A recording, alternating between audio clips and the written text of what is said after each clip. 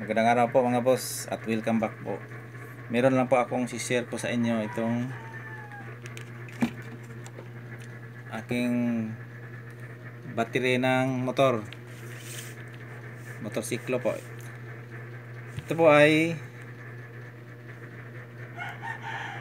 Dynapower, natatakpan lang po sa sulat kasi sinusulatan ko po ng pizza nung pagbili ko nito. Ayan po, December 22, 2021 po. Bili ko to. Po, nakalagay po siya sa kanya maintenance spray. Yan, maintenance spray po talaga to. Yung brand po niya Dynapower.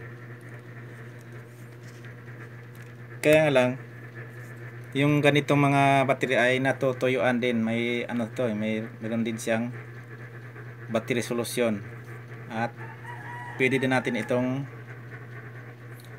salinan po, bali top up po natin ng distilled water. Ganito po, yan, ilagyan ko para hindi siya mainom. Yan, distilled water for battery, do not drink. Ayan, kasi hindi po siya malinis. Pang nilagay ko lang po dito, pero ano to, distilled water na pang salin po ng pandagdag po sa battery. Ito po ay nilagyan ko na ng, kasi nabuksan ko na to, nilagyan ko na ng electrical tape para hindi po kumalas yung takip. Itong tubig na distilled water ay ito po yung gagamitin ko pang salin. Yan po yung lagay ko hanggang dito lang yun.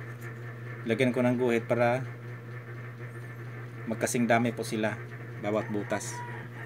Nalagyan ko na to noon dati, kaya nga lang ulitin ko ngayon para tumagal pa rin po lalo yung kanyang buhay. Kasi kahit na hindi naman to malaki na battery, pero at least medyo mahaba-haba pa naman yung buhay ng battery na to. Kaya po naman ito mag-start kasi malakas pa siya, hindi po siya, yan, test po natin, kaya pa niya mag-start. Kaya nga lang pag natutuyuan na siya, kaya masisira na siya, hindi siya matuluyan na po siyang masira. Kaya sinasalinan ko na ng tubig, dagdagan ko na. Ayan, 12.9 yung kanyang voltahe, malakas pa siya.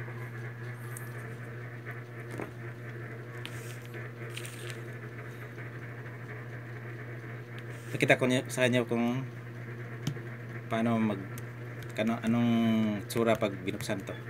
Sandali lang po mga boss.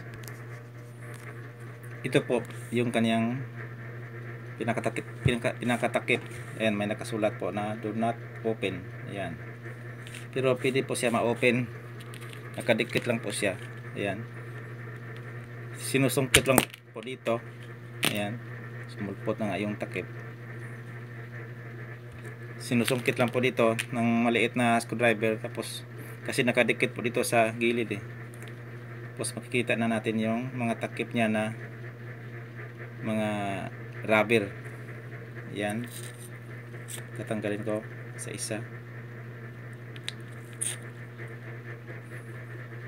Pero pag magdagdag kayo ng tubig nito, huwag lang punuin kasi aapaw po siya. Yung sakto lang, hindi po siya masyadong marami para hindi po siya aapaw mga boss.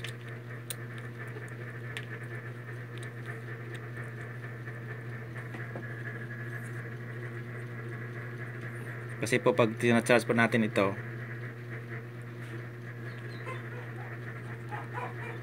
parang kumukulo po yung tubig po sa loob at nag-iinit, kaya pwede siyang umapaw.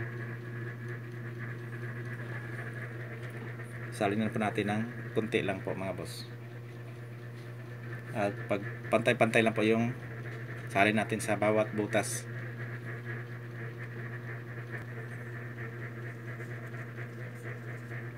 Itong ginagamit ko ay Kahit anong gagamitin nyo, pwede pang ano, pang basta maliit lang po yung dulo kasi maliit yung butas nito. Pwede rin yung sa silicone sealant yung kanyang tube, pwede rin yun kasi maliit yung butas nun. Ayan.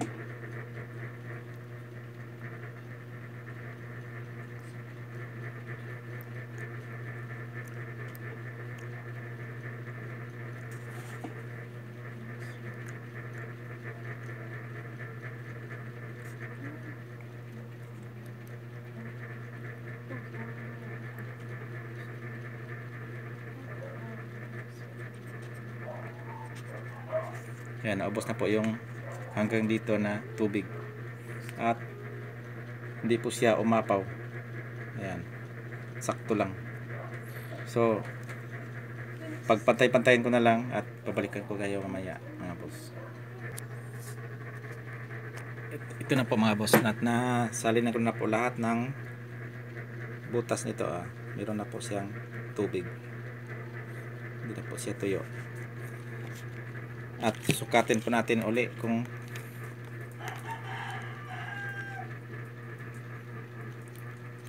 ilan na yung voltahe po niya, hindi pa nagbabago.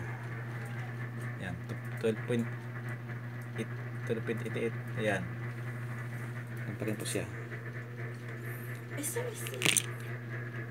At ngayon sisil ko na at babalik ko na doon sa motorsiklo para magamit. Para ito, hindi na po ito natutuyuan kasi tinatap up ko ng ito, distilled water mga boss.